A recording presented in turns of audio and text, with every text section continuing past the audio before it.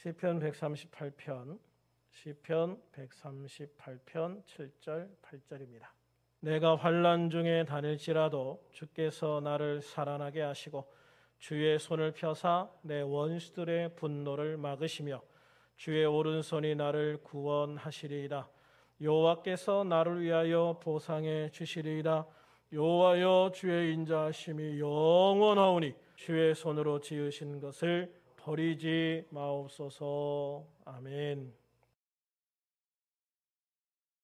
할렐루야. 오늘 밤에도 은혜가 넘치는 귀한 시간이 되기를 주님의 이름으로 축원합니다. 지난주에는 오늘 본문인 시편 138편 7절 말씀을 통해서 우리를 위한 견고한 망대와 같으신 능하신 하나님을 바라보시고 하나님의 손을 꼭 잡아서 하나님의 구원의 은혜를 누리는 복된 우리들이 되어야 한다라는 말씀을 나눴습니다. 오늘은 8절을 통해서 하나님의 언약은 결코 폐기되지 않으며 반드시 성취되고야 만다라는 말씀을 나누고자 합니다. 오늘 본문 8절 다시 한번 읽어볼까요? 여호와께서 나를 위하여 보상해 주시리이다. 여호와여, 주의 인자하심이 영원하오니 주의 손으로 지으신 것을 버리지 마옵소서. 아멘. 여호와께서 나를 위하여 보상해 주시리이다 라는 말씀은 하나님을 바라보고 믿음을 지킬 때 하나님은 반드시 나의 믿음에 대한 보상으로 상을 주시는 하나님이시다 라는 것을 고백하고 있는 거예요. 다윗의 인생을 보면 참으로 다사다난하여 굴곡이 많은 인생이었습니다. 우선 그는 한 집안에서조차 아버지에게 인정받지 못했던 막내 아들에 불과했습니다. 선지자 사무엘이 다윗의 아버지 이새의 집에 찾아왔을 때 다른 아들들은 다 사무엘에게 보였지만 막내 아들 다윗은 부르지조차 않았습니다. 그러나 다윗은 하나님의 특별한 은혜로 사무엘 선지자를 통해서 왕으로 기름 부음을 받았습니다. 사무엘상 16장 11절부터 13절을 같이 읽겠습니다. 또 사무엘이 이새에게 이르되 내 아들들이 다 여기 있느냐? 이새가 이르되 아직 막내가 남았는데 그는 양을 지키나이다. 사무엘이 이새에게 이르되 사람을 보내어 그를 데려오라. 그가 여기 오기까지는 우리가 식사 자리에 앉지 아니하겠노라. 이에 사람을 보내어 그를 데려오매 그의 빛이 붉고 눈이 빼어나고 얼굴이 아름답더라. 여호와께서 이르시되 이가 그니 일어나 기름을 부으라 하시는지라. 사무엘이 기름 뿔병을 가져다가 그의 형제 중에서 그에게 부었더니 이날 이후로 다윗이 여호와의 영에게 크게 감동되니라. 사무엘이 떠나서 라마로 가니라. 그 후에 다윗은 사울 왕에게 임한 악한 영을 쫓아내기 위해서 왕의 곁에서 수금을 타는 자로 왕궁에 들어가게 되어지죠. 하나님께서 왕으로 다윗을 기름 부으시고 그 다음에 왕궁에 들어갈 수 있도록 해주시는 거예요. 사무엘상 16장 23절에 보면 하나님께서 부리시는 악령이 사울에게 이를 때에 다윗이 수금을 들고 와서 손으로 탄즉 사울이 상쾌하여 낫고 악령이 그에게서 떠나더라.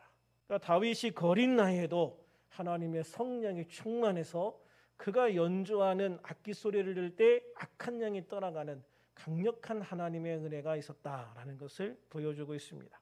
궁에 들어간 다윗은 사울 왕의 무기를 드는 자를 겸하여 섬기게 됩니다. 21절에 보면 다윗이 사울에게 이르러 그 앞에 모셔서매 사울이 그를 크게 사랑하여 자기의 무기를 드는 자로 삼고 왕의 가장 가까이에서 왕의 무기를 들고 따라다니는 시종과 같은 역할을 하게 되어진 것이죠. 그 후에 다윗은 전쟁터에 나간 형들에게 도시락을 갖다 주러 갔다가 골리앗을 보게 됩니다.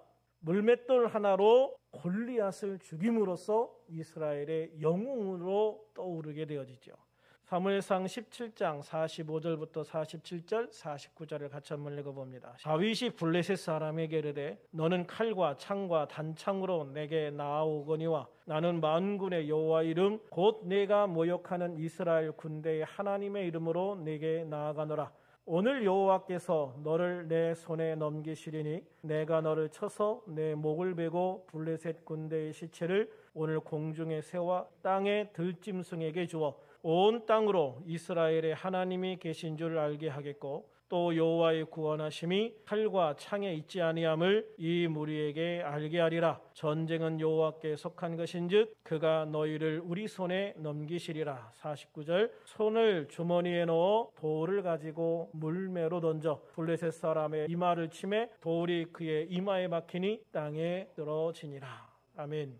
어떻게 보면 여기까지 정말 하나님께서 다윗을 왕으로 세우셨구나 하는 것을 인정할 수밖에 없는 그런 순탄한 길을 지금 계속 걸어가고 있는 거예요.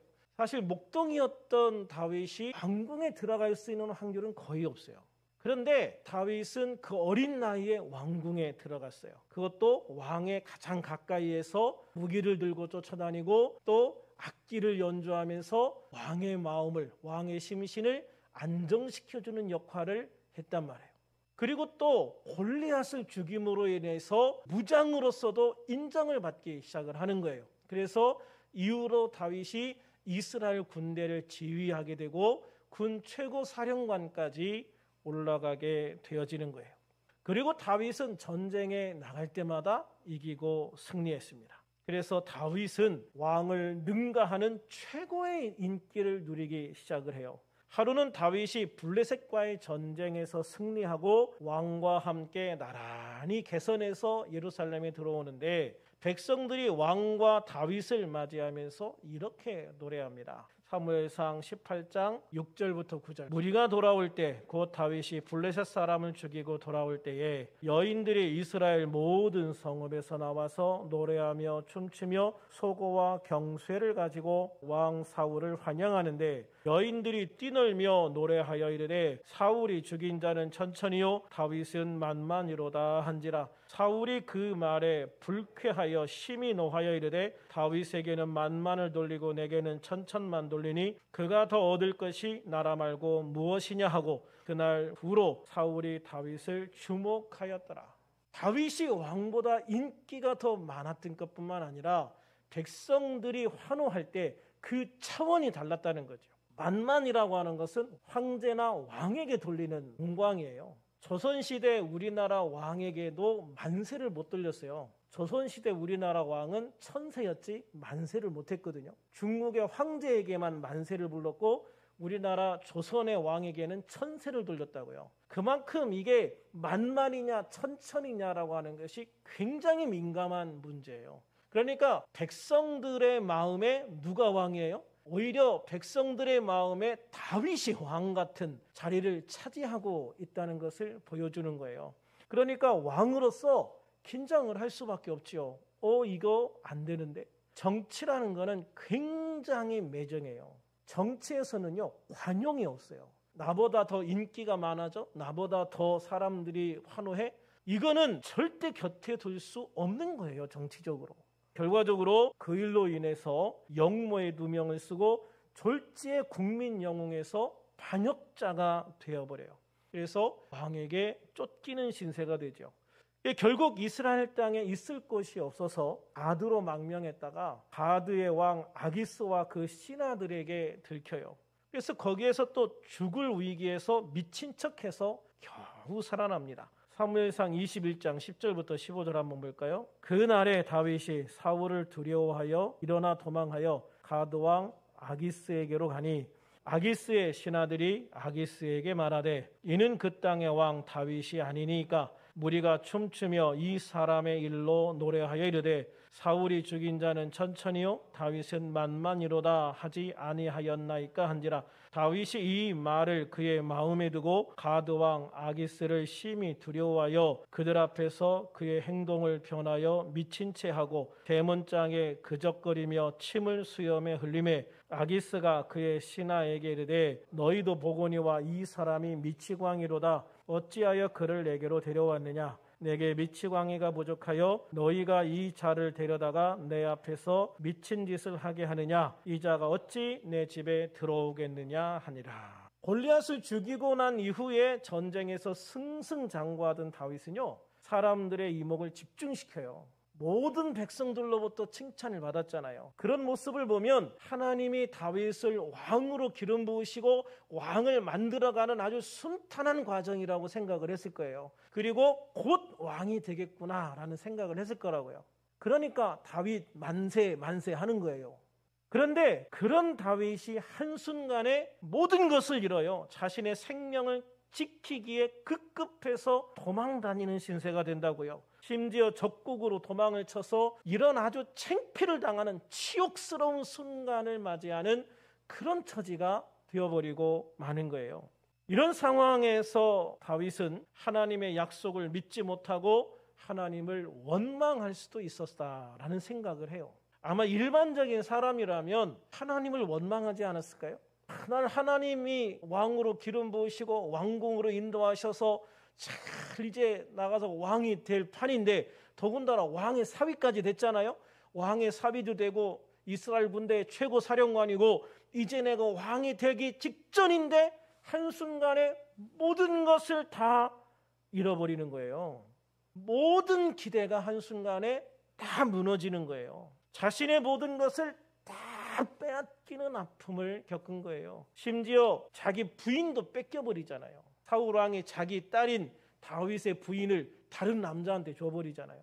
인간적으로는 아무리 긍정적으로 생각하려고 해도 도저히 이해할 수 없는 상황으로 계속 떠밀려 가는 거예요. 하나님의 약속은 어디에 있는가요? 하나님의 약속은 어디에 있는가? 하나님이 나에게 약속을 주셨다면 내가 이렇게까지 될 수가 있는가? 내가 이렇게까지 밀릴 수가 있는가? 내가 이렇게까지 처참해질 수 있는가? 하나님의 약속이 어디 있느냐? 그렇게 하나님을 원망할 수도 있는 그런 상황으로 몰려가고 있었다는 것이죠. 하나님이 나에게 왕을 세우시겠다고 약속하신 것이 오히려 다윗을 더 절망하게 하고 아프게 하는 것으로 여겨질 수도 있었던 거예요. 그러나 다윗은 결코 그렇게 생각하지 않았다. 역시 다윗은 다윗이었다라는 거예요. 다윗은 그 고통 속에서도 하나님의 약속을 의심하지 않아요. 하나님의 약속을 굳건하게 잡아요.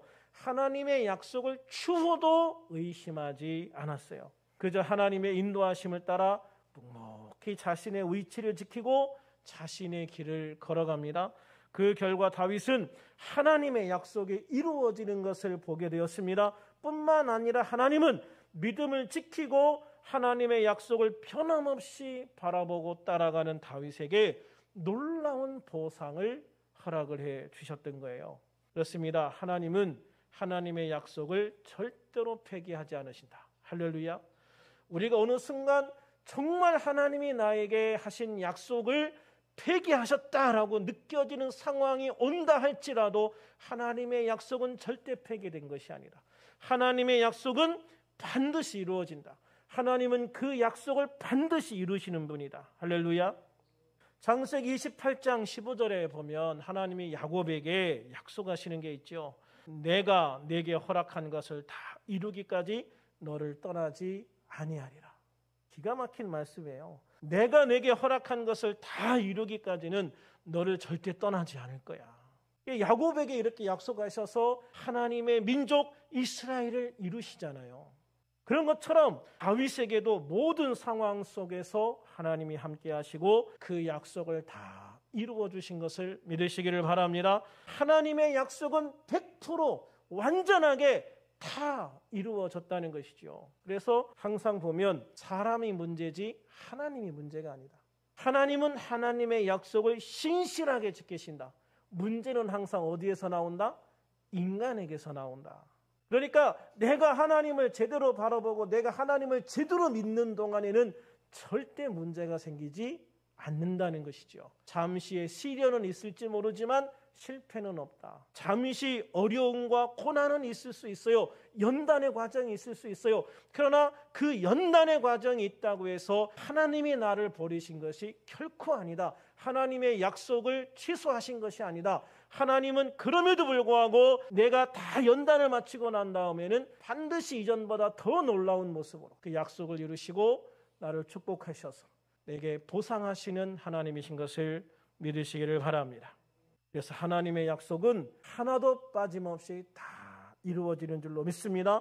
하나님의 말씀은 결코 폐기되지도 유예되지도 않는 신실하신 약속이기 때문입니다. 우리를 향해 약속하신 하나님의 말씀도 마찬가지예요. 우리 예수님이 말씀하십니다. 볼지어다 내가 세상 끝날까지 너희와 항상 함께 있으리라.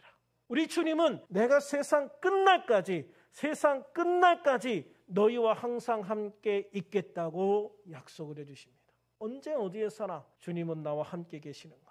내가 그래서 사망의 음침한 골짜기를 지날지라도 또 어느 곳을 지날지라도 그곳에서 늘 주님이 나와 함께 계시고 주님이 나를 붙들어 보호하시고 주님께서 힘과 능력을 주시고 이기게 하시는 하나님이 함께 계시다는 것을 믿으시기를 바랍니다. 또한 사도 바울은 너희 안에서 착한 일을 시작하시니가 그리스도 예수의 날까지 이루실 줄을 우리는 확신하노라 라고 말씀하고 있어요. 우리 안에서 하나님의 일을 시작하신 분, 그분이 모든 것이 다 이루어질 때까지, 주님이 다시 오실 때까지, 주님이 목적한 것을 우리 안에 다 이룰 때까지, 그때까지 우리와 함께 하시고 우리를 도우시고 우리 안에 역사하시는 것을 믿으시기를 바랍니다. 그렇습니다. 주님은 결코 우리를 떠나지 않으십니다. 주님은 결코 우리를 떠나지 않으십니다. 할렐루야. 언제 어디에서나 나와 함께 하십니다. 나와 함께 나를 통해 하나님의 뜻을 이루시고 하나님의 약속을 성취하시는 거예요. 그러므로 아무리 어려움이 닥친다 해도 험한 인생의 시기를 지나고 있을 때에도 결코 흔들리지 말고 낙심하지 말고 무너지지 말고 나를 온전케 하시는 주님의 말씀을 붙들고 담대하고 굳건하게 서서 믿음으로 주님과 함께 달려가는 우리들이 되기를 주님의 이름으로 축원합니다.